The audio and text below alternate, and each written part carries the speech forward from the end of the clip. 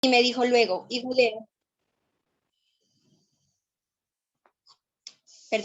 me dijo luego, hijo de hombre, todos estos huesos son la casa de Israel. He aquí ellos dicen, nuestros huesos se secaron y pereció nuestra esperanza y somos del todo destruidos. Por tanto, profetiza y diles, así ha dicho Jehová el Señor. He aquí yo abro vuestros sepulcros, pueblo mío, y os haré subir de vuestras sepulturas y os haré traer a la tierra de Israel. Y sabréis que yo soy Jehová cuando abra vuestros sepulcros y os saque de vuestras sepulturas, pueblo mío. Y pondré mi espíritu en vosotros y viviréis y os haré reposar sobre vuestra tierra y sabréis que yo soy Jehová, que yo soy Jehová, que yo Jehová hablé y lo hice, dice Jehová. Amén. Padre Santo, te damos gracias, Papito Dios, por esta palabra que tú has puesto en mi corazón, Señor, para que la comparta en esta noche. Padre Santo, te doy gracias, Espíritu Santo, para que seas tú hablando a través de mis labios, a través de mi vida, Señor, y que esta palabra la pongamos en práctica, que sea un reto para nosotros en esta noche. Te doy gracias en el nombre de Cristo Jesús. Amén. Hermanos, sabemos que Dios es real, que Dios es poderoso, que Dios es verdadero. Y yo leyendo esta palabra, creo que todos nosotros, los que estamos aquí en este momento, hemos recibido al menos un milagro o hemos visto al menos un milagro o en nuestra familia o en nuestra casa o en nuestra iglesia, pero de alguna manera nosotros hemos visto un milagro. Solamente el hecho de estar aquí, el hecho de estar vivos es un milagro. Vemos que por qué Ezequiel vio y por qué Ezequiel hizo todo y por qué cuando Ezequiel profetizó, Dios cumplió su palabra. Porque lo hizo, él obedeció. Nosotros debemos obedecer a la palabra de Dios. Nosotros debemos obedecer lo que el Espíritu Santo nos diga. Cuando yo leía esta palabra, decía, Señor, debemos reflexionar. Porque a veces nosotros creemos que hay situaciones en nuestras vidas, en las áreas de nuestra vida, que hay cosas que han muerto. Y quiero que en esta noche reflexionemos así como, no, eso ya murió, mi carrera ya murió, mi estudio ya murió, esta área de mi vida ya murió. Y Dios quiere decir en esta noche que profetiza, que así como Ezequiel lo hizo y como lo hizo obedeciendo a Dios, nosotros debemos hacerlo obedeciendo a la palabra de Dios. Reflexionemos en este momento y podemos preguntarnos cada uno de nosotros qué hay muerto en nuestra vida o qué creemos que ha muerto en nuestra vida y que ya le echamos tierra, que ya no queremos hacer nada, que ya no queremos ver nada. No. Hoy es el día, hoy es el momento, esta es la hora para que aquello que creemos que ya no tiene vida se levante. Este es el momento para que digamos, Señor, yo creía que ya estaba muerta esta situación, pero en el nombre de Jesús yo profetizo. Nosotros tenemos el poder y tenemos la autoridad para profetizar. Nosotros tenemos el poder, tenemos la autoridad para decirle a lo que creemos que está muerto que vivirá. Piense en este momento, hermano, hermana, piense en este momento que ya no, ¿qué piensas en tu vida que ya no hay esperanza? Piensa en este momento en tu vida, en tu familia, en tu ministerio, en tu iglesia, aún en tu vecindario, aún en tu conjunto, en tu país, en tu ciudad. ¿Qué crees que ha muerto? Tenemos ese poder que así como entendamos nosotros que Ezequiel era un hombre de carne y hueso. Y él obedeció y él profetizó y Dios hizo lo que Ezequiel dijo obedeciendo a su palabra. ¿Por qué nosotros tenemos áreas de nuestra vida muertas? Porque no profetizamos, porque no creemos a la palabra de Dios, porque no creemos que tenemos ese poder y autoridad para hacerlo. Y hoy quiero decirle, de pronto hay alguien que está diciendo, ¿será verdad? Sí, es verdad. Así como Ezequiel profetizó y hubo vida en esa situación, en esos huesos, profetizó, hubo tendones, hubo espíritu, así en esa área de la vida de cada uno de nosotros, podemos darle vida creyendo en lo que Dios nos dice a través de su palabra. Pero no es por nuestros méritos, no es por lo que nosotros somos, no es por lo que nosotros creemos que somos, es por la misericordia, por la bondad de Dios y por la presencia del Espíritu Santo que habita en nuestras vidas. Entonces, siempre debemos darle la honra y debemos darle la gloria a Dios. En este tiempo que yo tuve que viajar, que tuve que salir, fue de urgencia, hubo un milagro. Y lo que yo acabo de decir no fue, o sea, no son mis méritos, no es que yo sea la mejor y no es porque seamos los mejores que estamos acá, es por la gran misericordia y la presencia de Dios que quiere que nosotros estemos en este lugar y que quiere que nosotros profeticemos en nuestra vida y en todo lo que se presente, en cualquier situación, en cualquier circunstancia. Hace algún tiempo yo les comentaba de un cuñado que duró 40 días en UCI, contagiado por COVID, 22 días en hospitalización, 40 días en UCI. Los médicos dijeron que él moría. Oramos con mi familia, creyéndole a Dios, profetizando vida, y Dios lo levantó. Y en este momento que yo viajé, fue una situación que se presentó en mi casa, en mi familia. Mi mami estaba enferma, yo la sentí enferma. Fui a mi pastor Juan y le dije, le comenté el caso. Había un semoviente que estaba enfermo, la vaquita le faltaban 20 días para dar el ternerito, el becerrito, y la vaquita cayó, llevaba 8 días que no se movía. Y ya habían dicho que no, que había que sacrificarla porque se perdía todo, tanto en becerrito como la vaquita. Entonces yo tomé esa fe y fui a donde mi pastor Juan, le llevé aceite, llevé un paño, le dije, pastor, únjame este paño, únjame este aceite, que yo sé que voy a ir en el nombre de Jesús.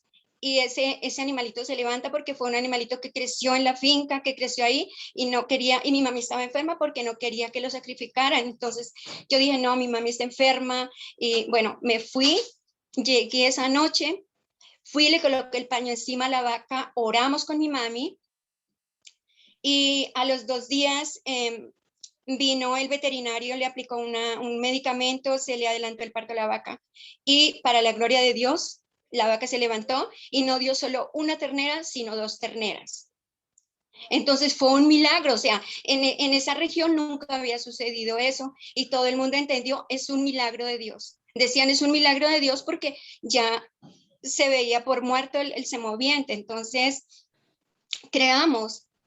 Pero lo que yo les digo, no creamos que nuestros méritos y que porque yo soy el mejor o soy la mejor o que porque soy, no, es la gran misericordia y el amor de Dios que está con nosotros.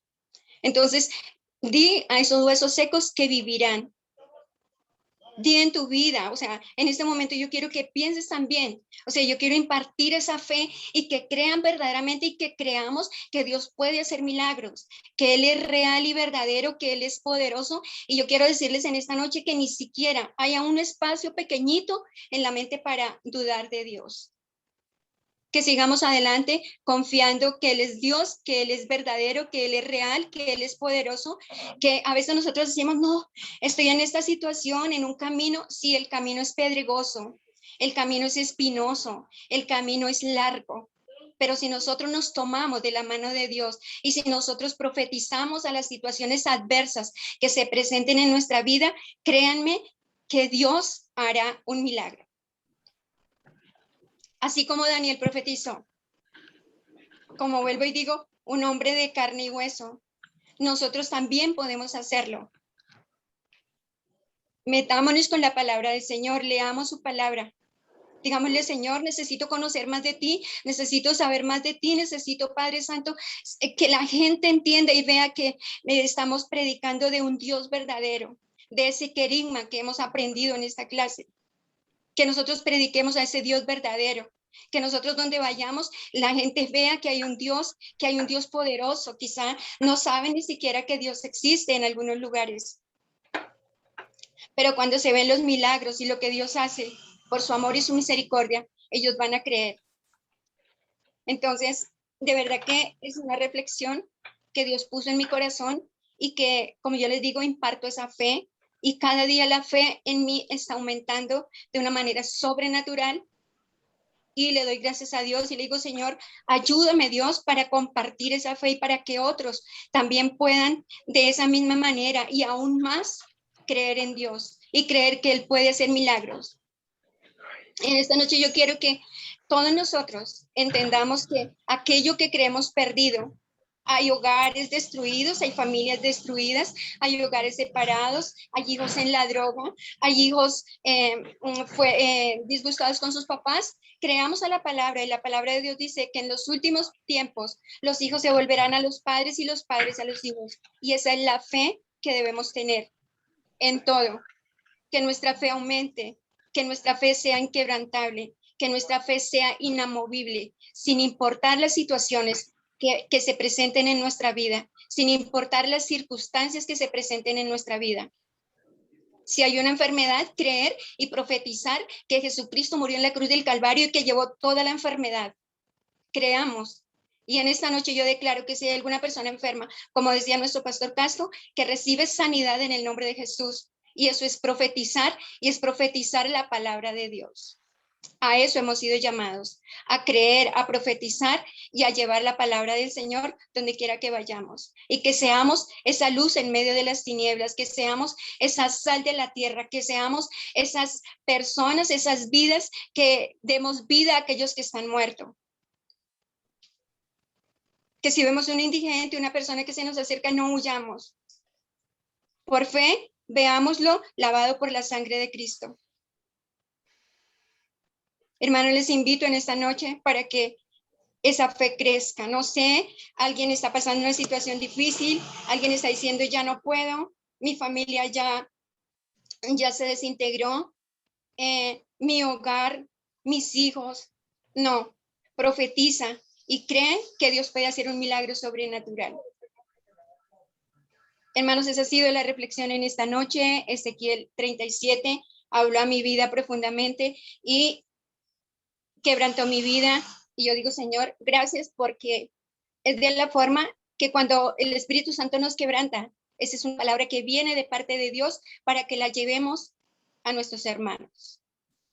Quiero que pongamos esta palabra en práctica. Quiero que nuestra fe aumente y que entendamos, nuevamente digo, que no es por nuestros méritos, sino por la presencia del Espíritu Santo que habita en nosotros, porque creemos en Jesucristo y porque Él está siempre con nosotros. Dice la palabra que Él estará con nosotros todos los días hasta el fin del mundo. No estamos solos. Creamos y entendamos que no estamos solos y que todo aquello que está muerto vivirá. Lo declaro y lo creo en el nombre de Jesucristo para cada uno de ustedes, para cada una de sus familias y en cada una de las áreas de sus vidas. Muchas gracias, ha sido esta reflexión. Voy a dar gracias a papá. Papito Dios, te doy gracias por esta palabra, Señor. Que esta palabra quede incrustada en lo profundo del corazón de cada uno de mis hermanos y en mi propia vida, Señor. Te doy gracias, Padre Santo, porque en medio de las situaciones difíciles, en medio de las circunstancias difíciles, Señor, tú aumentas nuestra fe, Señor. Te damos gracias, Señor, porque en medio de las circunstancias, Señor, nos ayudas a depender de ti, nos ayudas, Señor, a descansar en ti, nos ayudas, Padre Santo, a decirte que solo tú eres nuestro Rey y que tú eres nuestro pronto auxilio en las tribulaciones, Señor.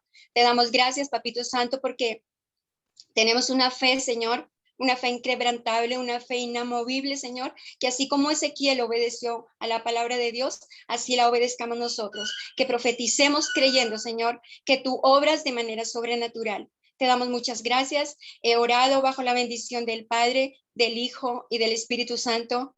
Amén y amén. Muchas gracias. Amén. Anita, querida, muchísimas gracias. Muchas gracias por guiarnos a leer la palabra de Dios, a meditar en ella, a fortalecer nuestra fe. Muchas gracias, Anita. Dios te bendiga. Muchas gracias. No sé si alguno quiere hacer eco de la palabra leída y reflexionada. ¿Alguno quiere aportar algo? O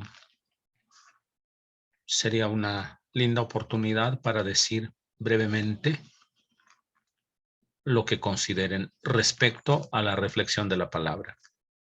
¿Hay alguno?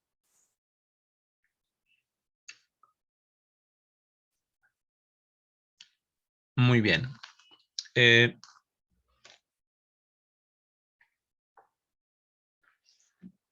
Quisiera retomar un poco este texto para reforzar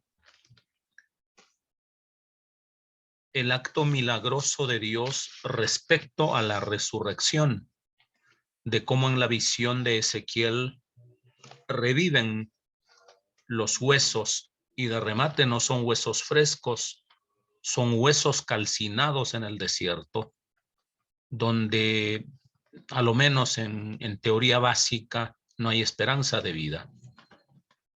Y para no explayarme, dicen los especialistas al leer la resurrección que realmente este es uno de los pasajes paradigmáticos en el Antiguo Testamento.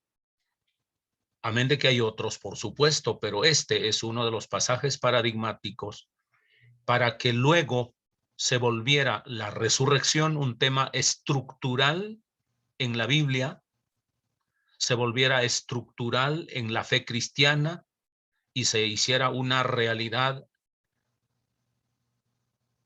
en la vida de Jesucristo. Luego los especialistas a esta altura, cuando hablan de resurrección, hablan, diríamos, aplicado a 3 áreas. La primera aplicación es la resurrección simbólica.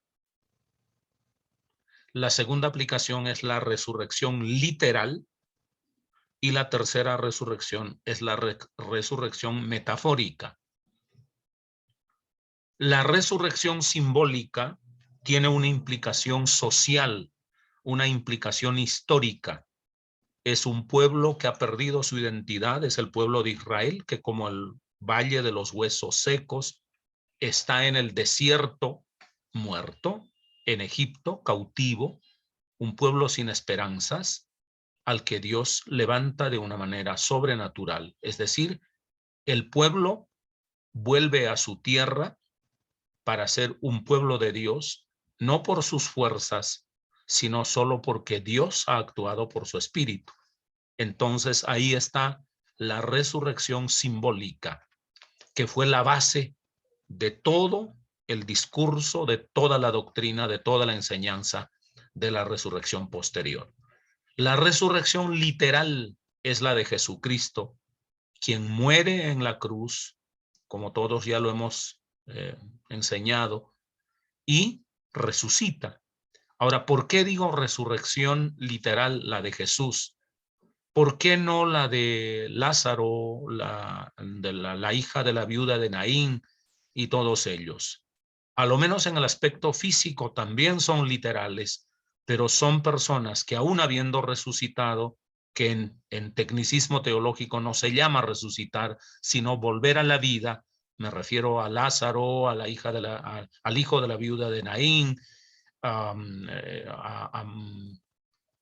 ¿quién fue el que se cayó desde el tercer piso mientras el apóstol Pablo predicaba? ¿Era Malco? Creo que sí. Entonces se cayó desde el tercer piso y bueno, ¿quién no se cae, quién no se muere después de caerse del tercer piso? Así es que no se duerman en la clase, porque dormirse en una predicación y en una clase es peligrosa, porque Pablo ya no está aquí. Entonces, ellos volvieron a vivir, pero murieron. En sentido técnico y teológico, eso no es resucitar. En sentido teológico, resucitar es la de Jesús, para nunca más volver a morir. Por eso es primicia de los que durmieron. Entonces, en toda su dimensión, esa es la resurrección literal, la de Jesús. Y cuando se nos habla de Cristo en adelante, la resurrección será literal para todos los que creemos y confiamos en esa palabra de fe.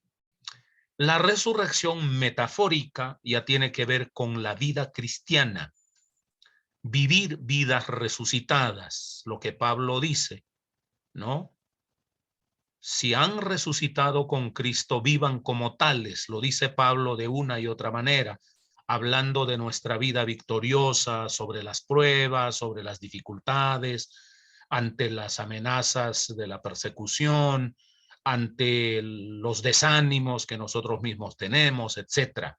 Entonces, es una vida resucitada metafóricamente hablando. En una palabra, como Anita nos hacía el énfasis, vivamos una vida de fe, de fe resucitada, siempre victorioso, siempre creyendo, siempre pidiendo un milagro y viviendo seguramente experiencias como Anita nos acaba de comentar y como el pueblo de Israel anticipadamente lo vivió cuando en el desierto no hay codornices y sin embargo llegaron bandadas de codornices y el pueblo se alimentó. Ustedes lo saben. ¿Quién puede multiplicar pescados ya procesados, listos para comer en unos canastos? El único que puede hacerlo es nuestro Señor Jesucristo. Entonces, creo que la vida resucitada nos empuja a vivir una vida de fe, una vida de confianza total en nuestro Padre eterno. Fácil no es siempre un reto muy grande. Vivir por la fe es un reto grande. Se los digo por experiencia. Así es que Dios nos ayude y dicho eso, cierro mi participación. Les había dado la oportunidad de que ustedes acotaran algo, pero guardaron silencio, por eso tomé la palabra. Dicho esto, pasamos a nuestra exposición. Carmencita y Omar, por favor, el tiempo es de ustedes. Gracias, pastor. Voy entonces a compartir la pantalla.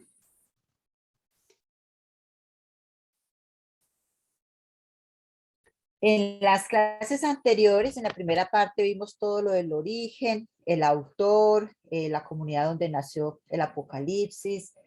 Estuvimos mirando la división en 3 grandes partes del Apocalipsis, todo lo que tenía que ver con la iglesia encarnada. Que iba al capítulo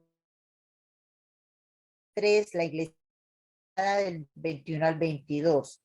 Estuvimos revisando también en esa ocasión las claves para leer el Apocalipsis. Miramos lo de la iglesia encarnada, cuando las cartas a las 7 iglesias.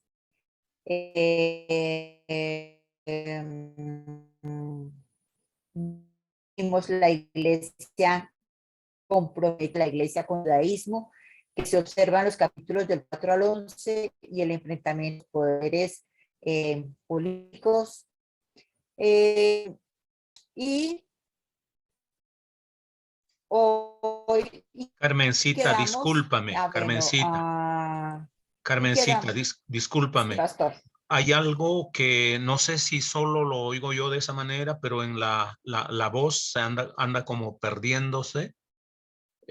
No sé si es cuestión de ubicación o alguien que sabe de tecnología básica nos diga cómo puede mejorar el audio, Carmencita. Debe ser la velocidad de subida. Si apaga su ok. cámara, puede subir solamente la presentación y no estar subiendo la presentación y la cámara al mismo tiempo.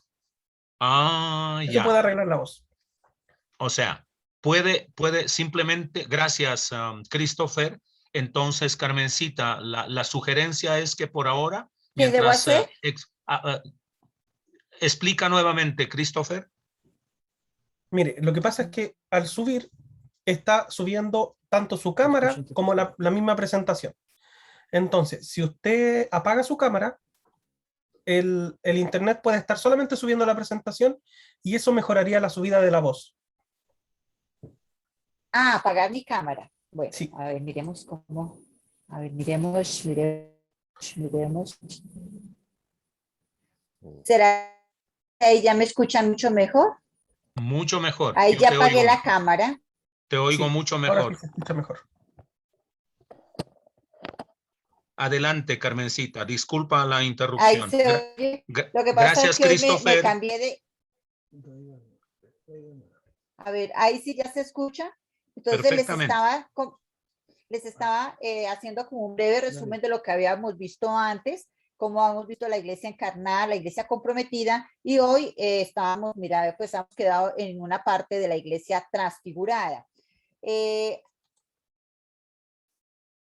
Hace 8 días miramos el pasaje, miramos primero las 7 cartas, como el autor nos daba una estructura para poder interpretar las cartas a las iglesias. Miramos en ese entonces un ejemplo de la carta dirigida a Filadelfia, la iglesia de Filadelfia. Miramos también el pasaje de la Eucaristía que está en los capítulos 4 y 5.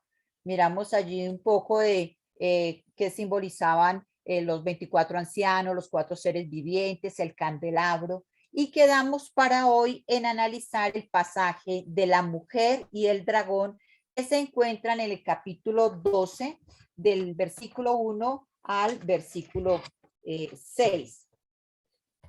Entonces, vamos a permitir leerlo porque realmente es corto, es pequeño y vale la pena que lo analicemos entre todos. Después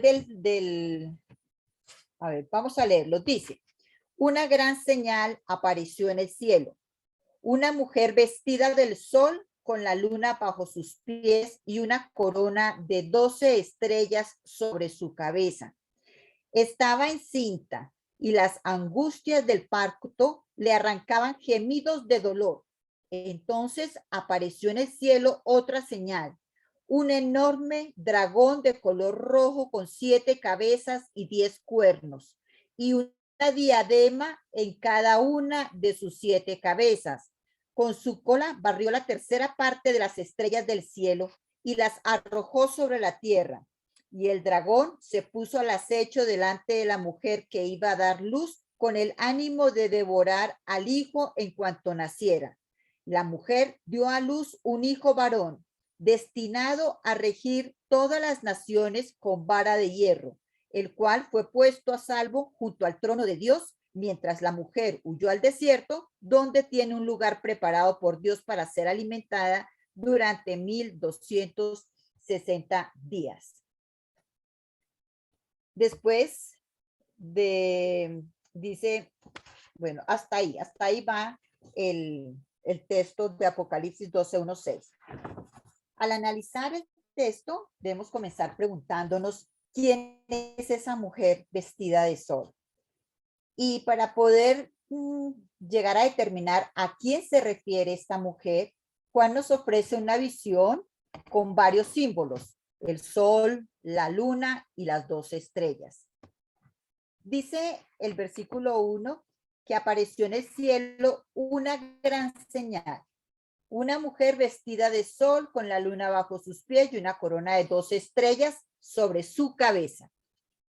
Esta mujer no es en el sentido literal una mujer, sino que es la representación simbólica de Israel.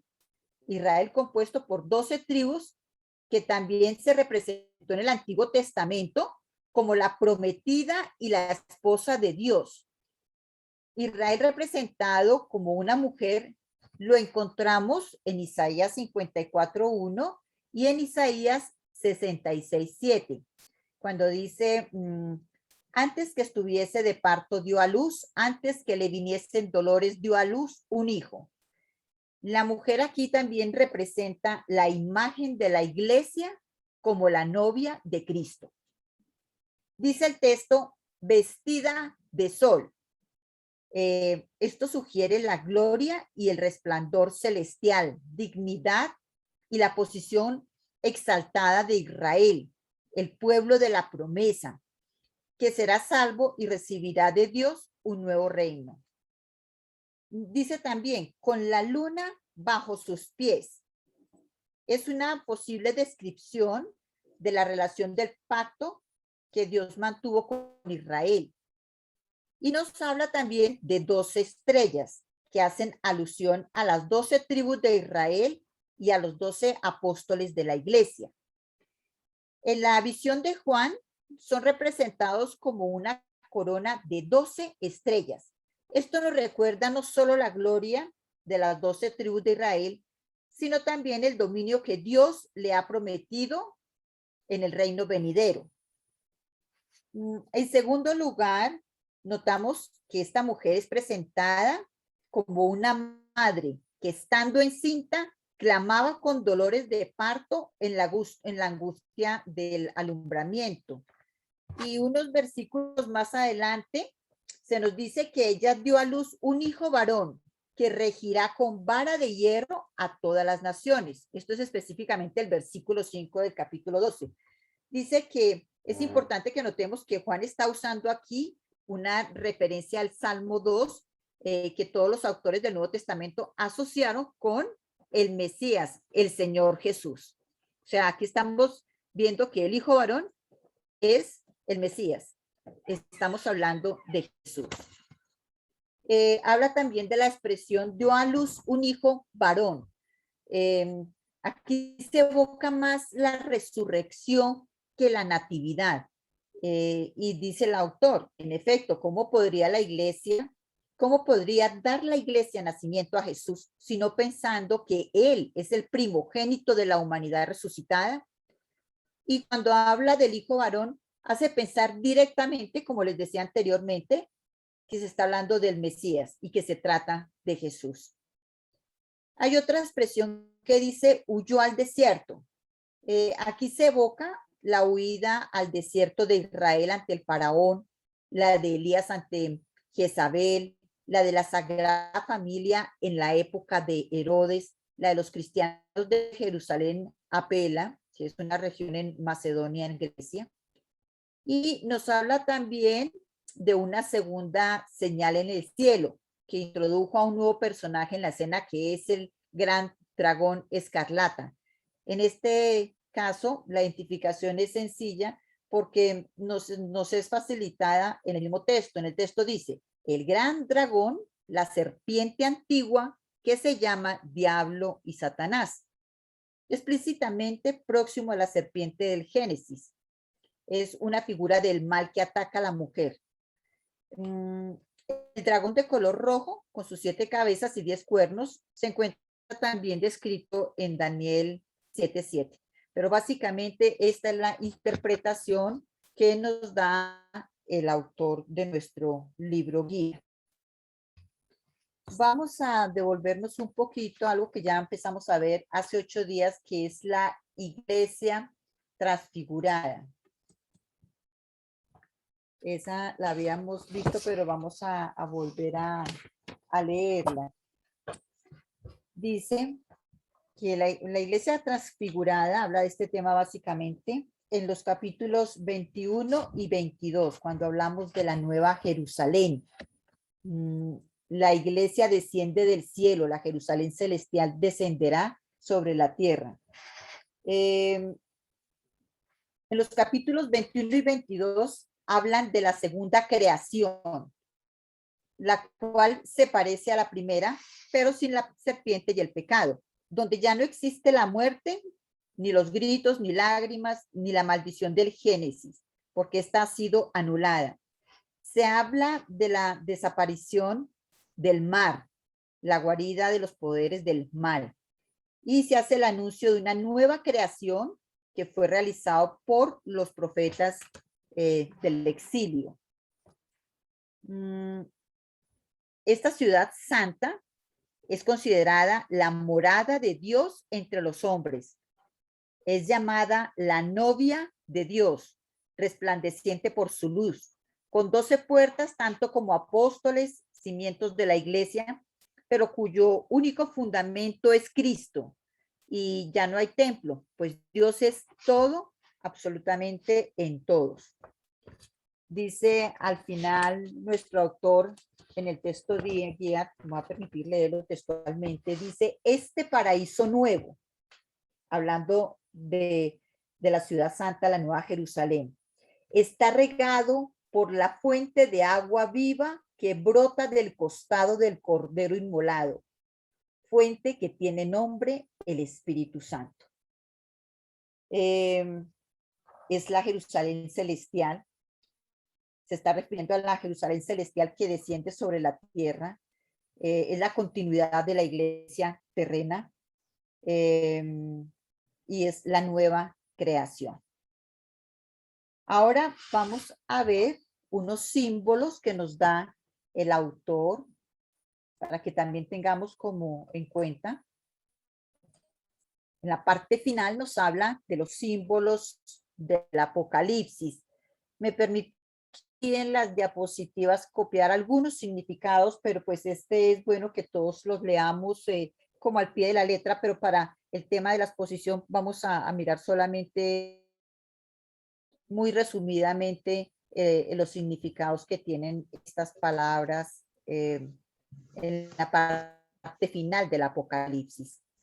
Nos habla, por ejemplo, de los animales, de la paloma, que siempre ha simbolizado la presencia del Espíritu Santo, del águila, que representa el poder, del cordero, que siempre nos ha hablado de Jesucristo, del león de Judá, que también nos habla de Cristo, del dragón, para referirse a la serpiente y al mal. Habla de varios personajes, yo no copié sino unos pocos. Habla de Jezabel como la reina que impulsó la idolatría, el significado de la mujer en Apocalipsis, que representa a la iglesia, la bestia, el poder político, nos habla de Roma, que viene desde antes del Imperio Romano como auxiliar del mal. Nos habla de ciertos colores, el negro, que significa o simboliza el pecado, el oro, la pureza. Nos habla de la sangre, que simboliza la vida, del libro, que simboliza el mensaje de Dios, del abismo, como el caos anterior a la creación, armas y herramientas como la espada, que es el instrumento de juicio, también asimilada a la palabra de Dios, la luz, que simboliza generalmente a Dios, las vestiduras, la apariencia exterior, cuando habla de las vestiduras blancas, simboliza la pureza.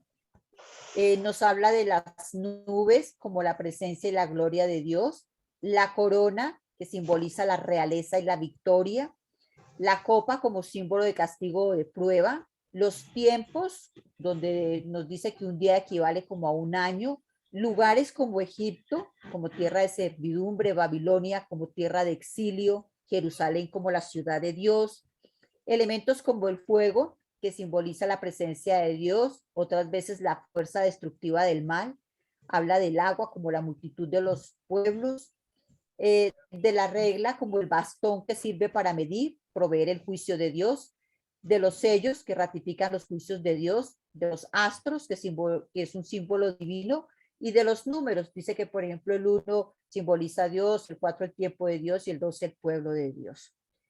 Hasta aquí el autor pues nos ha dado un breve brochazo de lo que es el Apocalipsis, porque el Apocalipsis es un libro que, como nos decía el pastor hace 8 días, hay que profundizarlo y con una mente muy amplia, ¿no? Y no detenernos, me acuerdo tanto lo que nos dijo hace 8 días, en qué significa el cuerno y qué significa, sino entender el verdadero sentido del Apocalipsis. Entonces, hasta aquí llegó nuestra exposición. Muchísimas gracias a todos por escucharnos.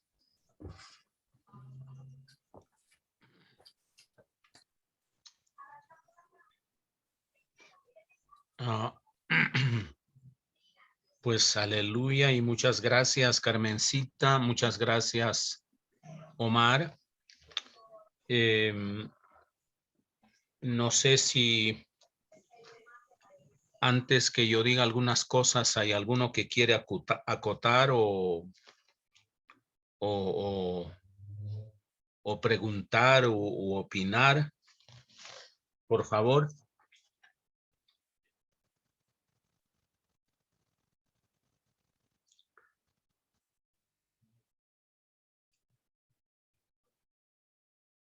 Hola. Hola. Pastor, Bueno, cuéntame. Yo quisiera hacer solo una pregunta muy elemental. A Ok. uno de la gente, digamos, el común de la gente que hasta ahora está llegando a los caminos del Señor y aún a gente que ya ha transitado los caminos del Señor, le preguntan a uno en pocas palabras, porque la gente cuando algo ha escuchado Apocalipsis, no sé el por qué el Apocalipsis infunde tanto temor y tanto terror, porque esa es la verdad, cuando no se ha leído y no se conoce como el sentido. En pocas palabras, ¿qué se le puede decir a una persona nueva sobre el Apocalipsis? ¿Cuál es el objetivo del Apocalipsis. En pocas palabras, pastor, y en un lenguaje muy sencillo. ¿Cuál es el mensaje del Apocalipsis? Voy a preguntar a unas personas que expusieron el Apocalipsis. Se llaman Omar y Carmen, y yo creo que ellos pueden contestar a esa pregunta. Pero en un lenguaje sencillo, pastor, a empezar yo a hablarles a ellos de la iglesia encarnada, la comprometida, la transfigurada. O sea, pastor, déjeme decirle que eso pues para nosotros, ¿no? Pero yo decía, bueno, una persona que está empezando, sí, es un mensaje esperanzador, o sea, no es un mensaje de terror, o sea, no, pastor, o sea, nosotros con mi esposo leíamos y releíamos porque hemos estado leyendo mucho sobre el Apocalipsis y tratando de diferenciar muy bien como esas tres partes del Apocalipsis. Y no es fácil a una persona, en pocas palabras, decirle porque hay muchas interpretaciones, porque la gente tiene ya unos preconceptos en la cabeza y porque nosotros mismos lo vimos. Estuvimos buscando varios temas en internet y todo el mundo le da interpretaciones diferentes al Apocalipsis. Pues yo decía al terminar, nosotros con él pues decíamos, bueno, ya una persona en un lenguaje sencillo, ¿qué se le dice entonces? Así un libro profético, los acontecimientos futuros, sí, más que todo es darle esperanza a la gente, pero ¿qué? ¿Cuál es la esencia del Apocalipsis? Ya te dije, voy a remitirlos con Carmen y con Omar. Pero bien, Carmencita, no es tarea fácil, indiscutiblemente no es tarea fácil.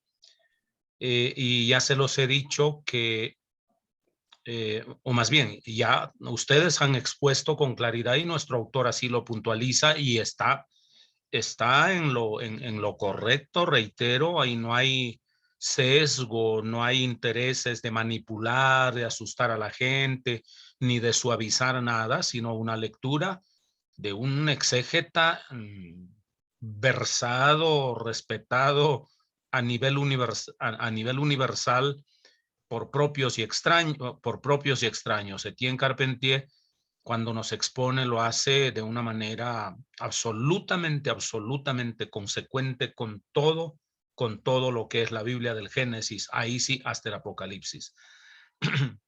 Entonces, si ellos saben y no pueden decir lo más sencillo que el que se nos ha propuesto aquí en este pequeño, en estas pequeñas, en estas breves páginas, no pequeñas, breves páginas, si ellos, siendo especialistas, no pueden decirlo con mayor precisión, imagínate, yo qué puedo hacer. O sea, yo tendría que decir renuncio y cambiemos de profesor. Ustedes tienen que llamar a otro profesor porque pues Casto Mesa no dio la medida.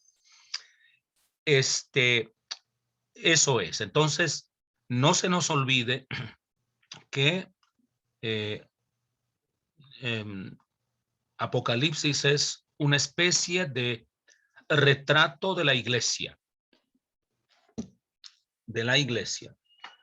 Pero no es la iglesia en sentido restringido, ¿no?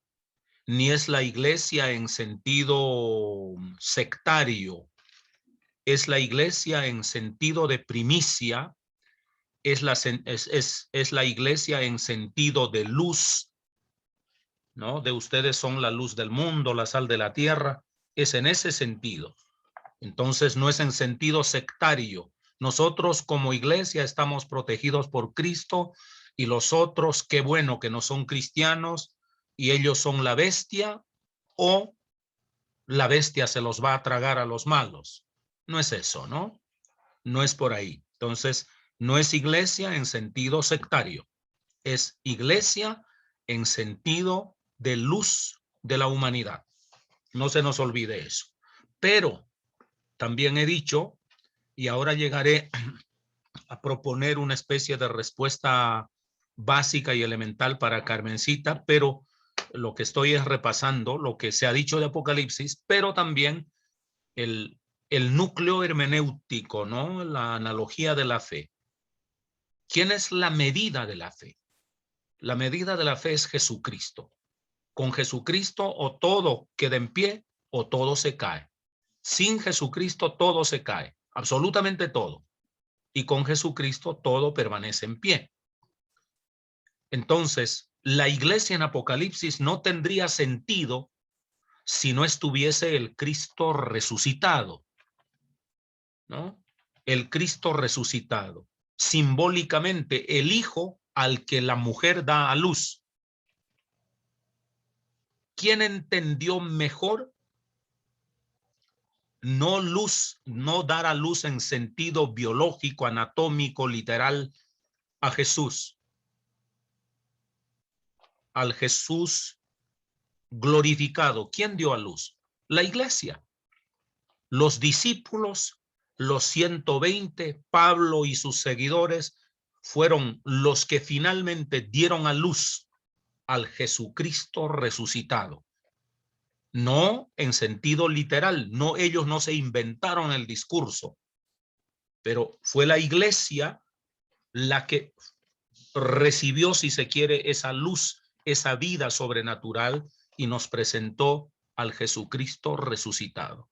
Ni siquiera los discípulos antes de la muerte de Jesús entendían todo lo que hoy nosotros entendemos. Lo que ellos también, después de la resurrección de Cristo, se les abrieron los ojos, absolutamente todo. Por eso hay un giro después de la resurrección de Jesús, un giro en la actitud apostólica, agresivo, para evangelizar y ganar al mundo y proclamar a Jesucristo vivo. Hay una actitud agresiva totalmente opuesto a los discípulos completamente asustados, completamente acorralados. La noche en que Jesús es tomado prisionero y al día siguiente azotado y crucificado. Esos discípulos al día siguiente, o sea, en la mañana de la resurrección, esos hombres tienen un viraje absolutamente sobrenatural. Entonces, repito, en Apocalipsis dirá, es la iglesia, la mujer que da a luz al Mesías, pero no es al Mesías de Belén. Ya lo acaba de decir Carmen, ¿no? Es al Jesucristo resucitado. Otra vez, dar a luz es simbólico, ¿no? No es literal. Entonces, es eso.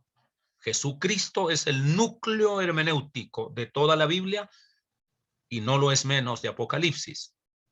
Pero ese Jesucristo resucitado, a la que la mujer simbólicamente da a luz, al Jesucristo resucitado y vencedor, ha pasado por una experiencia absolutamente ignominiosa. ¿Cuál es el capítulo? ¿Es el 12?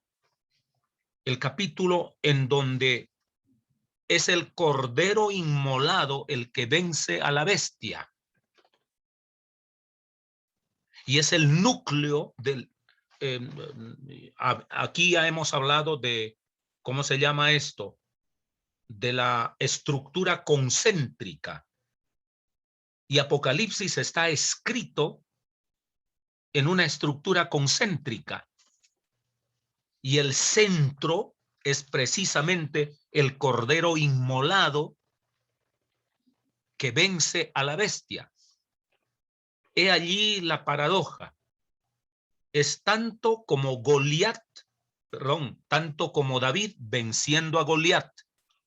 David vence a Goliat en un campo militar. Cierto o compuesta la historia, no deja de ser impresionante. Pero eso aplica únicamente al espíritu, que diríamos nosotros, no solo antropológico, de la valentía de un judío de sobrevivir, sino al aspecto sociológico de Israel. Israel vence a los Goliat, vence a Babilonia, vence a Asiria, vence a Medo-Persa, vence al imperio greco-macedónico, vence al imperio romano. Es un David venciendo a Goliat, un Israel venciendo a esos grandes imperios. Todos esos grandes imperios quieren matarlo como Goliat quiso matar a David. pero no pudieron, ese pequeñito venció. Entonces, no deja de ser algo de la antropología, de la idiosincrasia del pueblo hebreo, el relato de David y Goliat, pero también es el retrato trascendente de la historia trascendente del pueblo de Israel a lo largo de los años, de cómo siendo el pequeño David, los tremendos imperios que luchan por aniquilarlo, no lo aniquilan. Pero donde realmente esa metáfora de David y Goliat se cumple, ni siquiera es en la lucha de Israel al sobrevivir a la persecución de los grandes imperios, amén de los 2000 años de persecución de la propia iglesia. La iglesia misma ha actuado en 2000 años como Goliat frente al pobre David, que es Israel, y de ello deberíamos avergonzarnos al leer la historia de la iglesia. Da vergüenza eso, ¿no? Repito, la misma iglesia, el mismo cristianismo en su versión protestante y católico funcionaron como Goliat, tratando de aniquilar a David. Léase los pogroms, la peste negra, véanse todo lo que hicieron hasta la Segunda Guerra Mundial, católicos y protestantes, en connivencia perversa, tratando de aniquilar al pueblo hebreo.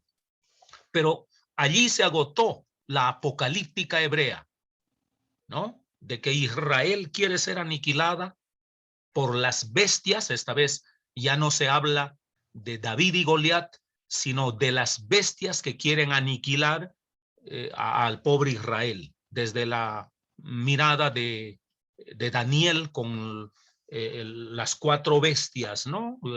Y ustedes han leído eso. Entonces, y en el Apocalipsis sigue siendo lo mismo, pero la apocalíptica judía se agota en la pura sociología del pueblo hebreo de cómo sobrevive.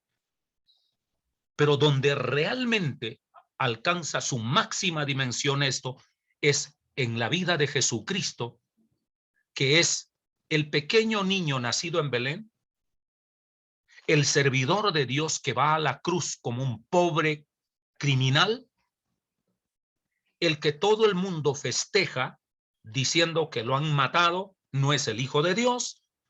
Religiosos y romanos, o judíos y gentiles, humanos y espirituales, fuerzas humanas y espirituales, humanas, judíos y romanos, espirituales, los demonios y Satanás haciendo el carnaval, creyendo que acaban de derrotar a Jesús.